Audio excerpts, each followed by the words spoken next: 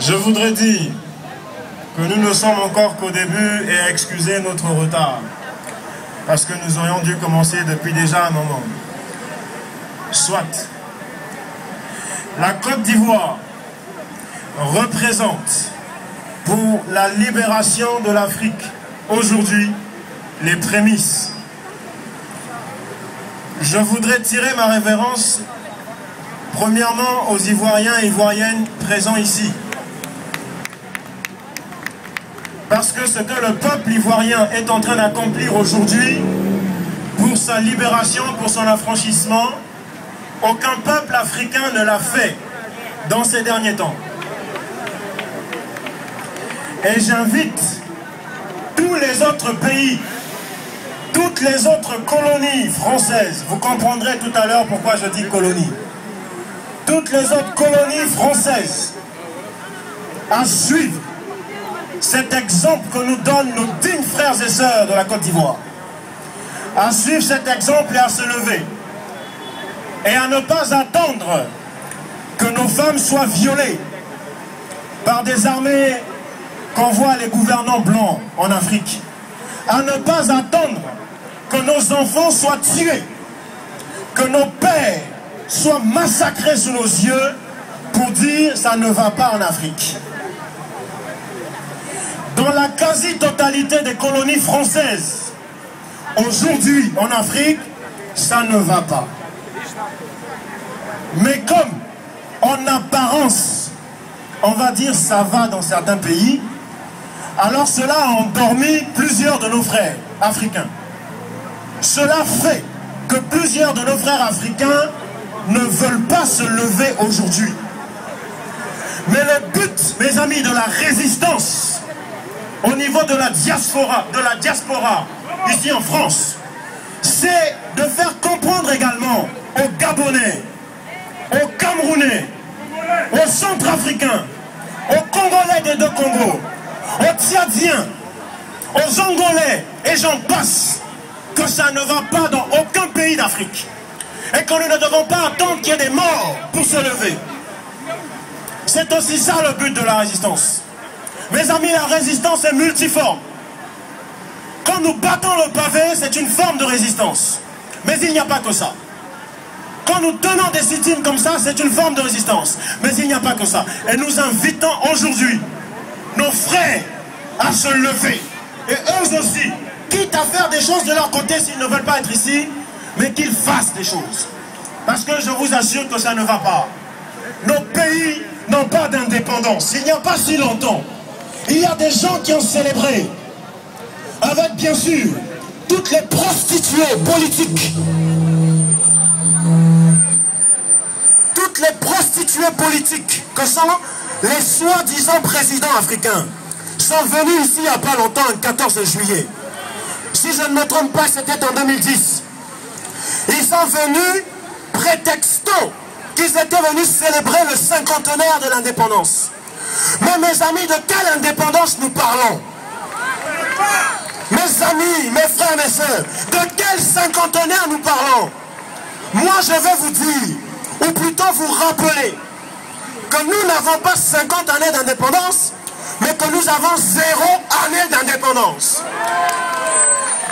Pour la simple raison que, mes amis, l'indépendance ne s'octroie pas, ça ne s'offre pas, mais ça s'arrache au prix d'une lutte.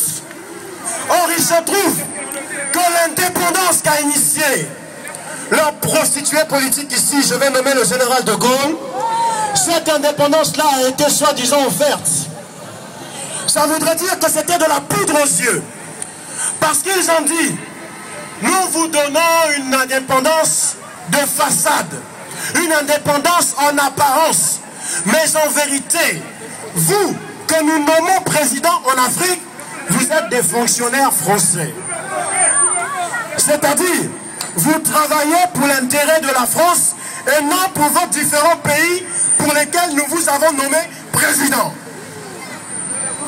Mes amis, c'est ce qui se passe. La politique qui est dictée au Congo, FOA, que les gens appellent le Congo-Brazzaville, la politique qui est dictée dans ce Congo vient de l'Élysée.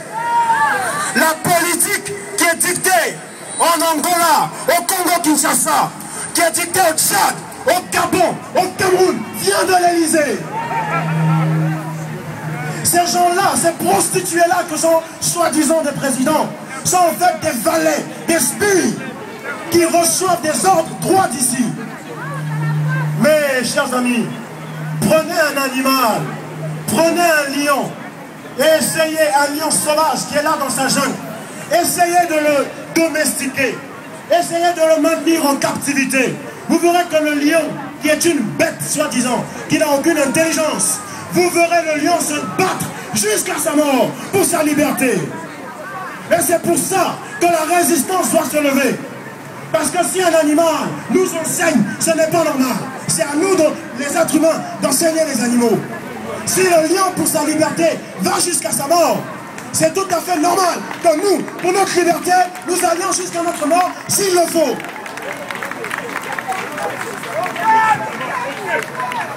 C'est tout à fait normal.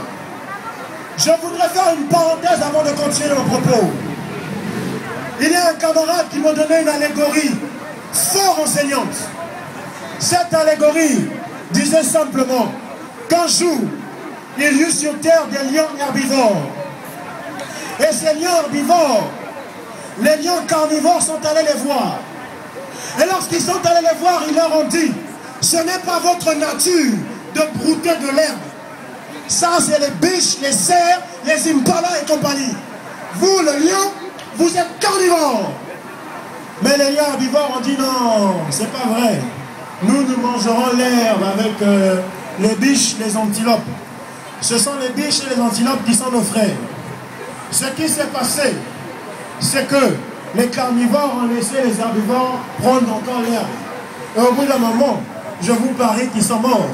Parce que leur système digestif n'était pas fait pour ça. Pourquoi j'en parle? Simplement pour dire, excusez-moi, qu'il y a parmi nous des frères et sœurs qui ne veulent pas comprendre la nature de notre combat. Il y a parmi nous des frères et sœurs qui font les aveugles. Là où l'homme est aveugle, vous verrez que ça va mal. Alors moi je vous dis, ces gens-là, ces noirs-là, ces hommes noirs-là, il faut les laisser.